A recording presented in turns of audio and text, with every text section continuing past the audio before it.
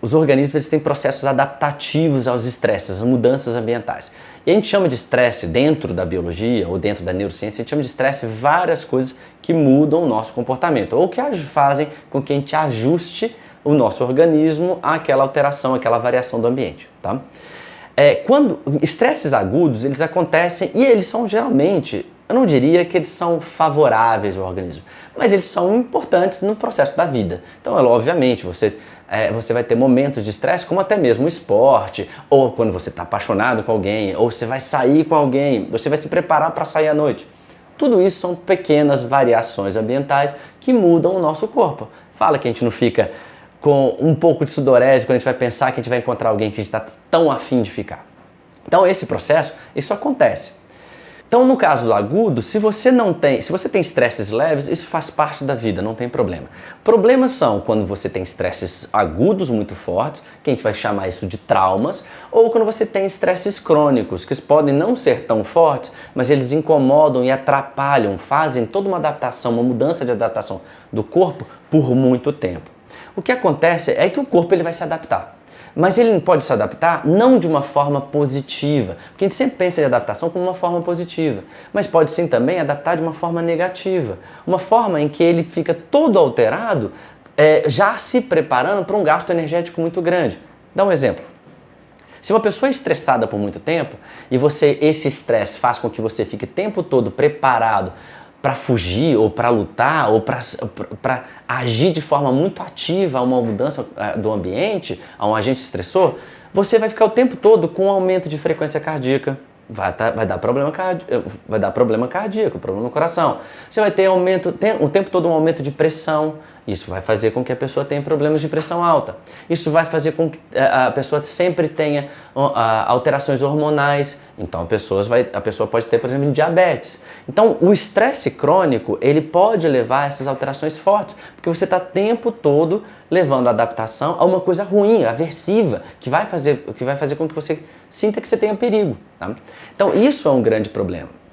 Isso na vida adulta.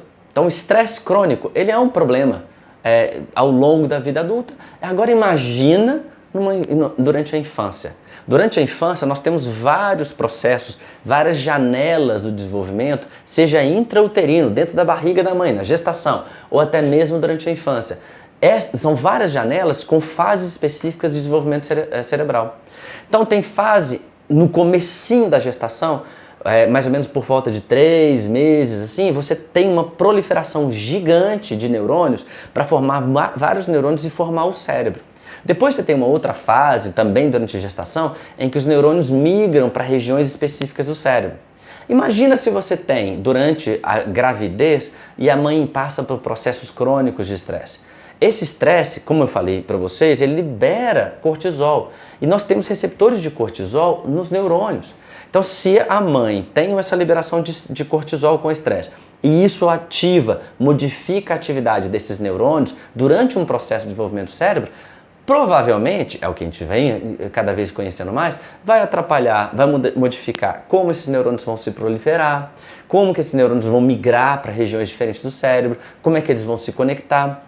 Então isso durante a gestação. Agora pensa durante a infância, que você também tem conexões, você está formando conexões durante toda a infância.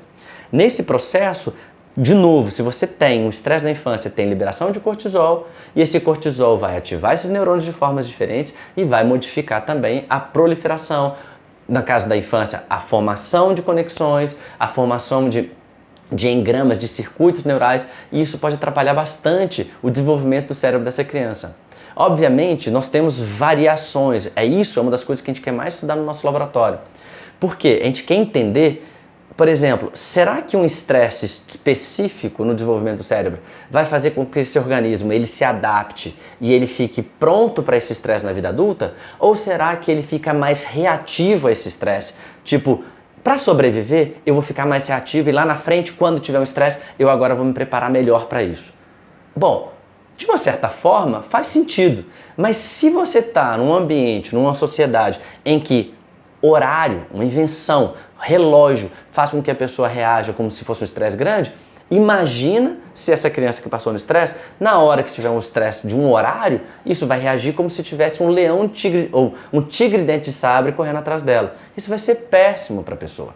Então tem fases na infância que realmente o estresse crônico ou um estresse muito forte, como um trauma, seja agudo, forte, pode levar a alterações na formação do cérebro. Duas regiões são bem conhecidas, na verdade são 3 regiões são bem conhecidas em que o estresse na infância leva às alterações dessas regiões. Primeiro é o hipocampo.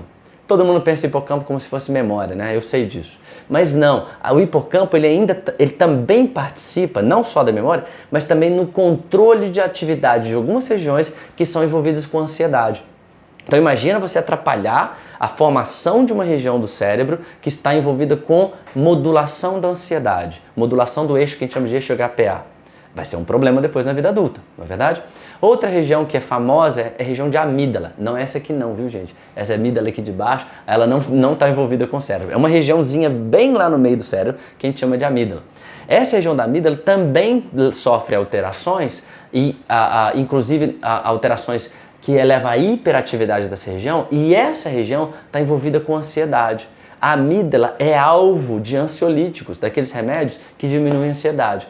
Agora imagina uma criança que passa pela infância e tem um aumento da atividade da amígdala. Obviamente ela vai ficar mais propensa a ter um estado emocional tipo ansioso, mais ansiedade.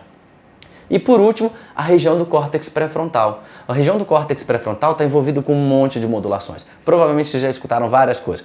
Regiões está envolvido com processos cognitivos, está envolvido com percepção de tempo, com várias coisas. E uma das coisas que ela faz é associar, e uma das coisas que o córtex pré-frontal está envolvido é ajudar na previsão do que vai ser o estresse ou não. E aí a pessoa, se ela tem alteração nessa região, pode ser que ela fique detectando padrões, vários padrões, achando que tudo vai dar estresse. Ou seja, esses estresses na infância podem sim, se forem crônicos ou se forem fortes e agudos, podem alterar essas regiões que levam a consequências comportamentais e de estados afetivos, que a gente chama de emoções, na vida adulta, na adolescência. E isso é uma coisa que a gente estuda muito no laboratório. Porque é muito importante lembrar pelo seguinte, nem todo mundo que sofre estresse tem algum problema de ansiedade ou depressão na vida adulta. E a nossa pergunta é, o que está por trás disso? Será que tem alguma coisa que protege aquele organismo do estresse? Ou alguma coisa que vulnerabiliza aquele organismo ao estresse? Bom, aí tem várias coisas. Uma delas a gente sabe que é o DNA. Então o material genético que está por trás do DNA, que está por trás do organismo, material genético que está no DNA, ele obviamente vai ajudar na formação de um monte de proteínas. Porque é isso que o DNA faz. O DNA ele é uma receita para formar proteínas, para produzir proteínas. Aí você pode me perguntar, mas o que são proteínas? Neurotransmissores, neuroreceptores, transportador de neurotransmissor, as redes, o citoesqueleto do neurônio que vai formar o axônio, o dendrito, várias proteínas que vão fazer com que colhem os neurônios uns aos outros, para onde ele vai, a sinalização para onde ele vai migrar. Ou seja, nosso corpo é cheio de proteína. Então imagina como que o DNA pode modular, como é que ele pode participar de estresse. Então uma das coisas que a gente se pergunta é isso. Será que tem alguma proteína que está envolvida com a plasticidade neuronal ou com modulação da atividade neuronal? Será que se eu aumentar essa proteína, ela vai deixar o organismo mais suscetível ao estresse, mais vulnerável ou vai ficar mais protegido ao estresse? Essa é uma pergunta que a gente tem. Já que, se a gente parar para pensar, todo mundo é um indivíduo diferente. Nós somos indivíduos diferentes, com genética diferentes, com muitas variações orgânicas dentro do nosso corpo que reagem de formas diferentes e se adaptam de formas diferentes aos estresses, às variações do ambiente. Então isso é muito importante, entender o quanto que essa parte genética, essas individualidades fazem com que a gente responda de formas diferentes ao estresse. E se a gente pensar, não só na infância, mas na vida adulta também. E isso é muito importante, por isso que é bom respeitar bastante a individualidade um do outro e ter tolerância. Porque uma pessoa, seu amigo, provavelmente, se ele tem depressão e ele teve um divórcio dos pais, algum estresse, pode ser que ele tenha vulnerabilidade para esse estresse. Ele não pode ser culpado por isso, né? Coitado.